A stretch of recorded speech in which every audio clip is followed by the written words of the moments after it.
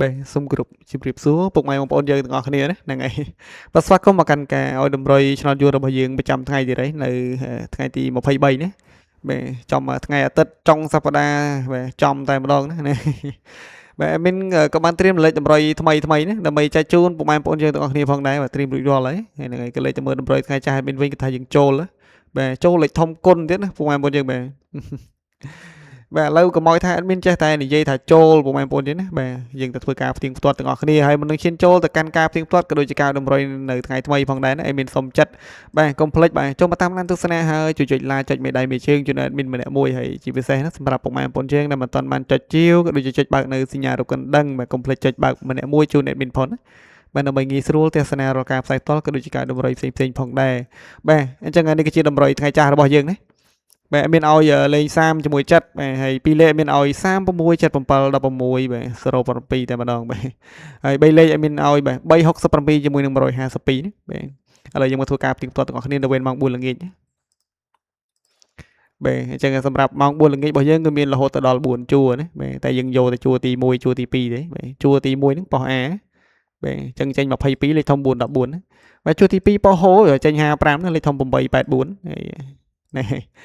បាទប៉ោះ B យើង96ណាលេខធំ215បាទជាមួយនឹងប៉ោះ C បាទ15លេខធំ962ហើយប៉ោះ D របស់យើង95បាទលេខធំ621ផងដែរបាទហើយឃើញថាបាទតម្រុយមានគឺយើងចូលលេខធំមកគ្រាប់ណាគុណណាបាទនេះ215 152ប្រហែលមកយើងនេះផ្លុកតែម្ដងបាទ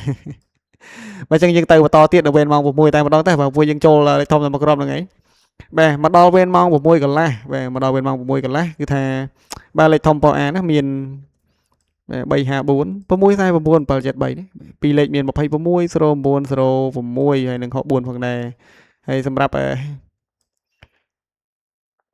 ទហើយប៉ុស B អញ្ចឹង60គត់ណាបាទ60គត់លេខធំ213ប៊ីសទៀតបាទហើយលេខធំ213ហើយហ្នឹងហើយប៉ុស C លេខ13ណាលេខធំ602ហើយនឹងប៉ុស D របស់យើង63បាទ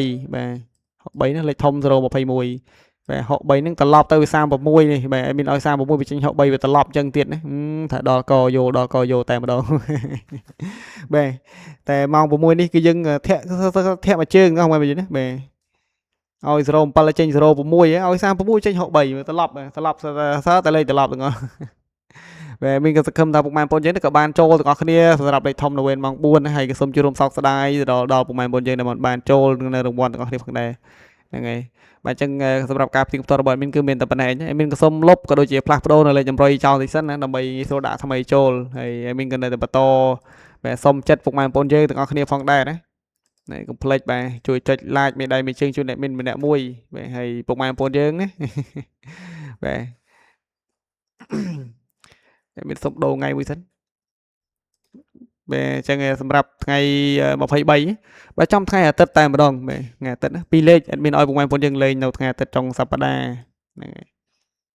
បាទអត់មានឲ្យពុកម៉ែបងប្អូនយើងបាទលេខនេះគឺចេញមិនឆ្ងាយទេបាទមានឲ្យ10បាទ10ថ្ងៃទៀតបាទហ្នឹងហើយមាន10ថ្ងៃទៀតណាមាន19តែម្ដងបាទជាមួយនឹងមកក្របទៀតបាទក្របទី2របស់យើងណាបាទក្របទី2របស់យើងមានឲ្យ43ជាមួយនឹងក្របទី3វិញបាទក្របទី3យើងលេងបាទ87ហើយណាបាទហើយក្របចុងក្រោយរបស់យើងបាទ59ហ្នឹងហើយពុកម៉ែបងប្អូនយើងស្រឡាញ់លេខមួយណាលេងលេខមួយហ្នឹងណាសម្រាប់ពីលេខរបស់យើងហើយបើយកទៅលេងហើយកុំភ្លេចដោយមានតែ5អញ្ចឹងថាលេងគុណឬក៏ឡើងមួយលេខចុះមួយលេខទៅបាទគុណឬក៏ឡើងមួយលេខចុះមួយលេខព្រួយតម្រេតមានដឹងស្រាប់ហើយវាញ៉ាំក្បែរឃ្លៀកក្បែរខ្លួនរហូតហ្នឹងហើយបាទអញ្ចឹងសម្រាប់អូខ្ទង់វិញអូខ្ទង់គឺថាមានឲ្យពុកម៉ែបងប្អូនយើងណាហ្នឹងហើយ